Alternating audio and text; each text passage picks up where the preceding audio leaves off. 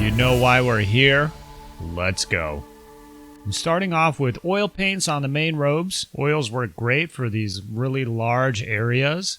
And then I'm going to go back and use acrylic paints for all the other details. At the very end, I will snazz up the oil a little bit with some acrylic as well. These are Winsor Newton oil paints from the 10-pack starter set. The only additional color on the palette is the flesh tint, which is what I'm using here. So one struggle I've had using oils is I actually thin it down too much. So here I'm really trying to keep it pretty thick, at least as thick as your hobby acrylic paint, maybe a little thicker. So we're just using a tiny bit of the white spirits. So the pink color is going to be the highlight. So I'm essentially blocking out the highlight areas. Once that's done, I'm going to block out the shadow areas. I'm using the French ultramarine blue for this. I'm doing all this over a black prime with a heavy zenithal of a brown leather color. There really isn't any significance to the brown per se. I just want a nice mid-tone. The oils can be a little translucent, so there could be additional challenges using white or black to start. Using the brown will also give me a head start on the straps, the boots, the skin, as long as I can keep the paint where it's supposed to be on this first step. So this fig is a Warrior of Islam from Black Tree Design. I actually got quite a few of these Islamic figures in a big saga lot a ways back. So what I'm doing here is a test paint scheme, trying to figure out what I would do for an army of these guys. You know, with historicals, generally you use a lot of different colors, so they wouldn't all be pink.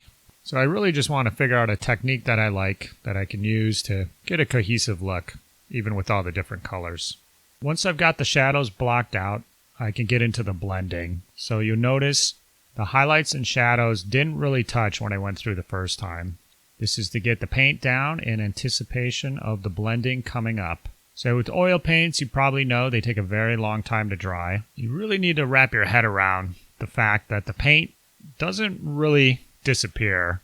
So with acrylics, you paint on the model, they dry, the paint essentially disappears, becomes part of the model. With oils, the paint stays on the model. You're actually moving it, pushing it around until it sets, which could be anywhere from 6 to 8 to 12 to 24 hours. So I'm using the brush to pull the pink and the blue layers together, and then smudging it around until I get a look that I like.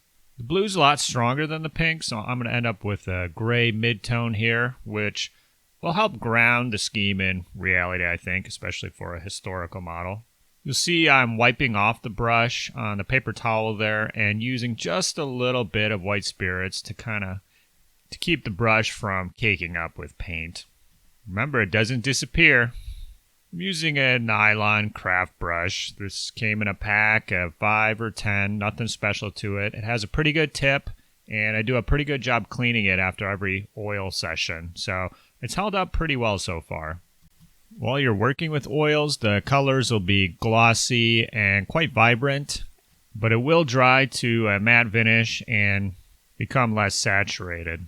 It's actually pretty similar to scale color paints, if you've worked with those before. So what's worked best for me so far is using oil paint for large surface areas and then using acrylics for everything else. The best feature of the oil is its capacity to blend, and you can see how, on straps or tiny little areas, it's not really going to be that useful. Also, if you're painting areas that are adjacent with oil, you really need to let one of the layers dry. For example, if I started painting that strap over his shoulder in orange, right after this, some of that orange is going to seep into the blue and pink part of the cloak, and some of the blue and pink is going to make its way onto the strap, whenever basically two oil colors are adjacent and fresh. So you want to avoid that. Another challenge with oils is if you slip with a brush and get a dab of paint on an area that's still drying, still workable. On acrylic, if you're quick, sometimes you can wipe that up with another brush real quick. Or if worse comes to worse, paint over it after it dries. 30 seconds, a minute. But with oils, that color has become a part of that layer. Sort of like the difference between spilling juice on a countertop versus spilling juice into a pot of soup. Once it's in the pot, you can't get it out. In those situations with the oil, you can sort of blend it out, but the little dab of orange or what other color it's going to become a part of the oil layer that you have. So you might need to go back later, days later, and try to work over that. So you may have seen or will see that sometimes I go back to the oil paint itself. So obviously at this blending step, if you're not happy with the amount of one of the colors, you can go back and sort of top it up. Once I'm happy with how it's blended, I actually go back and reinforce the pink, mixing in a little white as well. At this point, the layer is pretty much complete, but I will let it completely dry, as it will look a little different. And then I'll use acrylics for my final highlights and then shadows as well, if I'm going to do some black lining in the cracks. Now, you can go back and do oil over a layer of oil. You really want to keep your white spirits to a minimum if you're doing that, as it could wake up the original layer. Oil's always ready to party, baby. The main inspiration for the video was to show how much fun you can have with oil, so I'm going to speed through the rest of it here. I let the oil dry, so this is a day later, so you can see it looks kind of different. Of course, you got to base your mini. I'm just using a Vallejo khaki color I already had on my palette here. Followed up with a dry brush of something very close to white. Don't have a particular recipe for desert. If you have a cool method or colors for desert, please comment below. This is just a test model, so I'm open to suggestions. So the original brown color showing through is Arabic Shadow. And I'm going to build up from that base layer on most of the details here. The belt, his pants, and hood are all going to be white in the end. I'm going to get there in a couple steps. First is Vallejo khaki. This is the same color I used on the base. After that, I'm going to use scale color pale skin. I really like this color. I use it all the time in place of white. It's pretty darn close to white. Whiter than ivory or bone, but it just has a nice warm tint to it. After that, I'm going to give it a wash of Druchii Violet. This will give me some contrast in the cracks and tone down the brightness. So when I add that last highlight of pure white, it's really going to pop.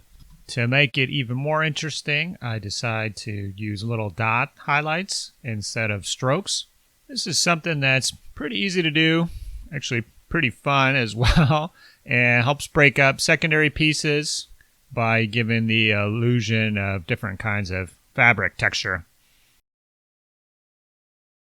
Normally on straps and leather bits, I like to highlight these up to purple or pink. Given that pink is one of the main colors here, I'm going to highlight these up to a gray instead. So this will be the straps and the boots, the scabbard. I'm going to highlight the Arabic Shadow with walnut brown. I do give it a wash of Druchii Violet as well. I'll highlight that with rainy gray, and the final touches will be Thar brown. And this is actually the color scheme that I use on wood typically. Spear shafts, the exposed wood behind a shield. Highlighting it towards gray really helps differentiate it from the other brown bits you're going to find on these models. On the turban, I'm actually going to use some of the same colors from the leather, but first I'm going to base coat it graphene gray. I really like this gray color.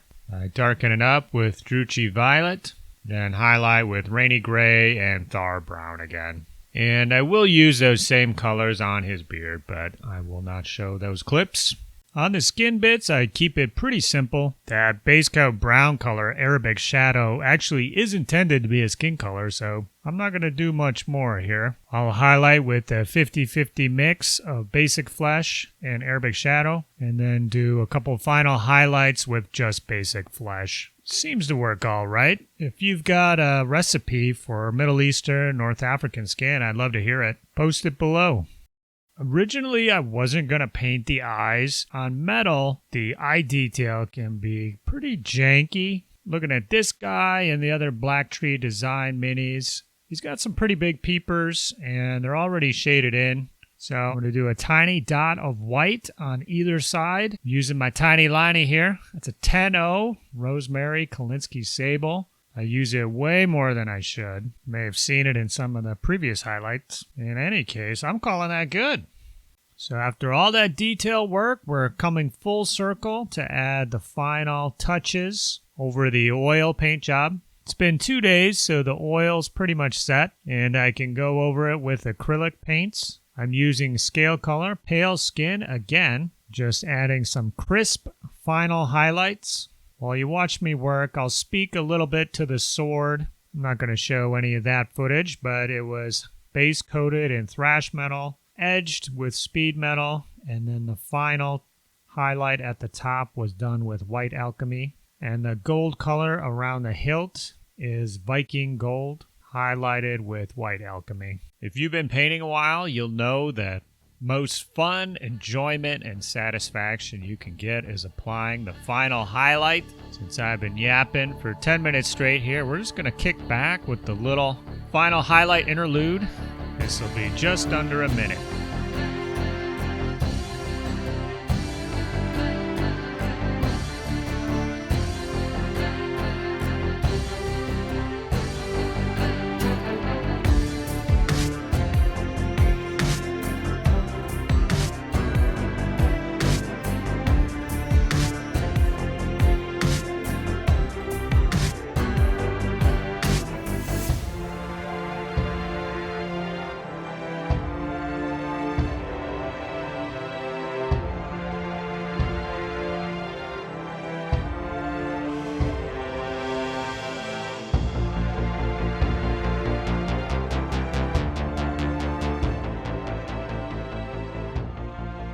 Once the highlights are done, I'm going to move on to a final lining in the folds and the cracks and in between the different areas. I'm using a mix of Reaper Blue Liner with Drakenhof Nightshade. The Reaper Liner is rather thick and goopy and very, very strong, so I like to use GW washes to tone it down. The exact mix can change as I'm working through the various parts of the model. Sometimes I'll want a darker, thicker line, so I'll use more of the liner. And then in some areas, I'll want it a little thinner, and it'll be more heavily weighted towards the nightshade. Now, I really try to have a light hand with this and resist the temptation to line every single little bit. With the prior Zenithal and using the Druchii Violet wash and using the oils, I mean, we have pretty good separation between the various areas already. The goal here is to just clean it up a little bit and make sure we have some sort of separation. At this point, I think we're pretty much done. I'm going to slap a few tufts onto the base, clean up those edges, glue on a shield that I'd already finished, and hit it with some matte varnish. My choice is AK Interactive Ultra Matte. Love that stuff. I like to airbrush it on normally, but I use the brush instead for this one-off. Alright, so since one of you jokers is probably going to be like, "Well, Rodge, I only clicked on the video to see how you did the darn shield." I went back and painted a second shield. Are you happy? The base coat is Viking Gold. The shadow bit was done by mixing in some boreal green into that gold. With a broad brush, I'm going to try to wipe off most of the paint. We're not going to dry brush it, but we're on the spectrum somewhere between normal painting and dry brushing. We're going to start building up layers on the bottom of the shield. This is going to take several passes, so I let the first one dry. Then apply a second layer and a third, getting progressively smaller each time. It's the same idea with the highlight, but with a much lighter touch. I'm mixing in speed metal into the Viking gold, and I need to take it easy, or else the silver is going to dominate the midtone. Final highlights are white alchemy, and I could go back and do a wash around the rivets, but I actually think it looks good. As far as the dents or slashes go, I almost never do this kind of battle damage. The only reason I did it on the first shield was there actually was some slight depressions or blemishes on that shield, which was ruining the pristine finish. With a little bit of battle damage, I could cover it up.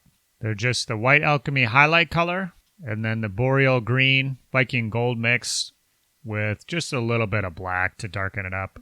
It looks all right. If you got a better idea on how to do that, let me know. Battle damage isn't my favorite, and I don't think I'm going to be using it on my army as a whole, but it's fun to mess around with. Let's see how that shield stacks up to the first one. They both look pretty good, so I went back and painted a second guy using the same paint scheme. So since this was all blended by hand, I was curious to see how the mixtures of blue, gray, and pink would change from model to model. And we can see it's slightly different, but I kind of like that. So finally, let's compare these guys to some Irish Hearthguard from Footsore Miniatures, painted with the same techniques but different colors. Where the Arabs have colder tones, the Irish have some happy, warm yellow and greens here. I think they both look good, but if you have a preference for one or the other, let me know in the comments.